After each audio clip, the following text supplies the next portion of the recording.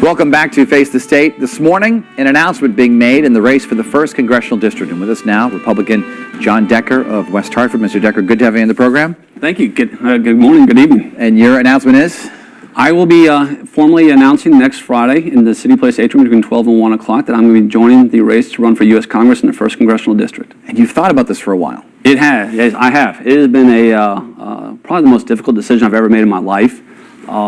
There's a lot of pros and cons. I'm very blessed in a lot of ways. I have a great family, 3 great kids. My wife and I, we both have good jobs. And then you ask yourself, is it worth disrupting that to step into to run for public office and the scrutiny that comes with it? You're a financial planner. This is your first run for office. That's correct. When did you first start thinking about this? Oddly enough, it started about 3 years ago, and I never even knew it. 3 years ago, I wrote a letter to President Obama. I congratulated him on his historic victory, but I also told him at the same time that I thought the stimulus bill that he passed, which was nearly $1 trillion, was probably going to fail. I thought it would do nothing more than really add to our federal deficit, which is the biggest concern of mine. Being a financial planner, I work with a lot of people in their finances. I spoke with a lot of individuals. I asked them what they're going to do with those stimulus checks that you may receive the same postcard. You're going to get this check and save it. Spend it to save America.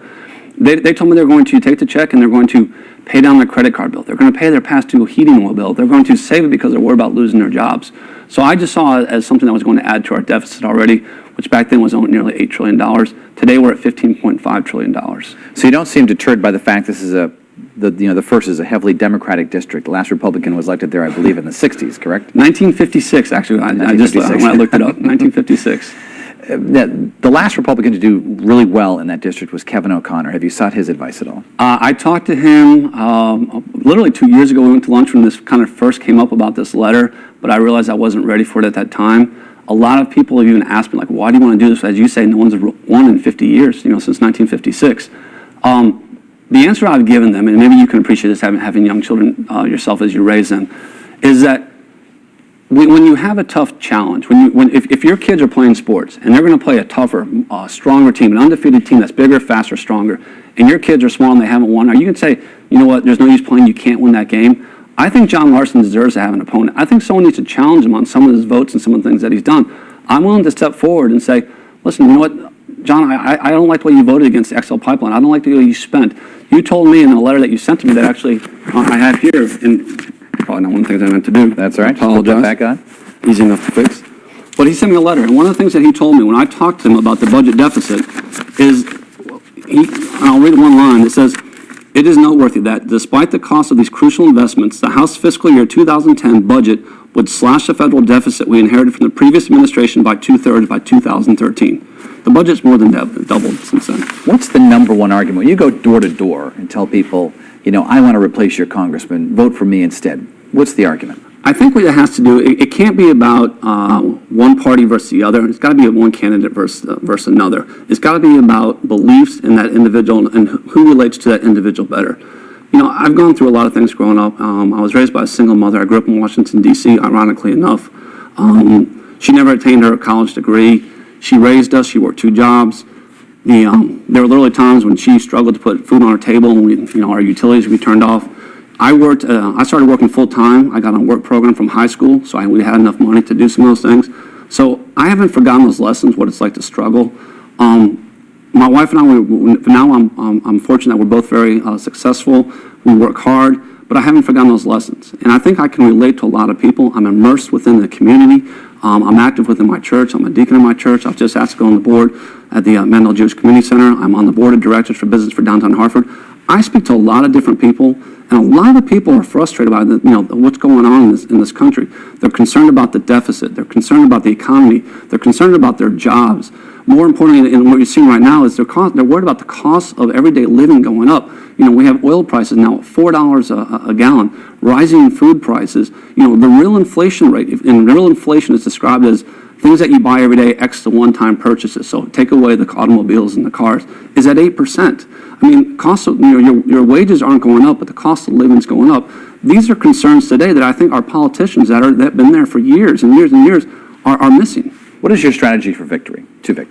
My strategy for victory is kind of what I've just been talking about, to try to meet as many people as I can, to try to resonate that there's probably a better way, and people that you can vote for someone that's more like yourself. I'm fortunate enough that I have an opportunity to run for U.S. Congress.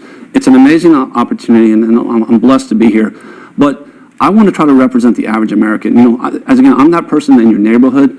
I'm not a career politician. I actually think that might be an advantage that, I think we need to get back to what's called a citizens Congress. We need real professionals, more physicians or doctors or financial planners or business owners. People, again, not these career politicians that we keep electing that keep doing the same things. Some other Republicans who've come on this program say the fact that we have a completely Democratic congressional delegation, 2 Democratic senators, Democratic governor is detrimental to the state. Do you agree with that? Obviously you do, but what's the argument? I think the argument is, and you can kind of really go back to the founding of the country, is I think there's a role that the government plays, and I think there's a role that the private corporations and citizens play. I think there has to be a balance in two, whether it be the federal government or the state government and corporations. The two need to work together. When you have too much regulation, you shut down private industry, innovation, and jobs. When you have too much, let's say, lack of regulation, when you have too much private enterprise and lack of oversight, private enterprise, they may start to abuse the system. There has to be a balance between the two, whether it be federal or state. Republicans control the House. Would that be an argument you would use to voters that perhaps if they added a Republican to the mix from Connecticut, that would help them? I think it'd be a great thing for the state. This state is, unfortunately, from my standpoint, it's been, we have 2 Democratic senators or independent now with Lieberman. We've got 5 congressional candidates that are all Democrat. I think we need to have someone that helps counterbalance, that weighting. We have a Republican and maybe, some Democrats too. Let's talk about the race for the U.S. Senate. Linda McMahon, Brian Cahill, and Chris Shays. Who's best at the top of the ticket for you this year? Wow, that's an interesting question. I think they all have pros and cons. Linda obviously has the wherewithal to get into any race and be competitive, which is a great benefit because race is what I'm learning very quickly. They take a lot of effort, a lot of contributions and financing and support to run. Brian is very, very intriguing. I've met him personally. I think he speaks with a very soft voice, but I think he's, again, a little bit like myself, that he's not that career politician trying to do what's right.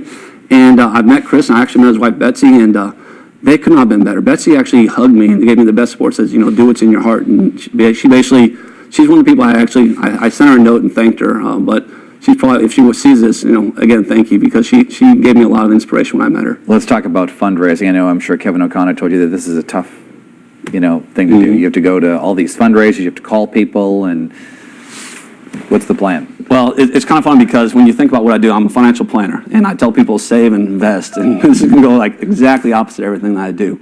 But yes, I am going to have to fundraise, and we'll have to see. The early support and endorsement I've gotten that people are already asking before I've even filed has been overwhelming. It's very humbling when you actually say you step forward and you're going to run.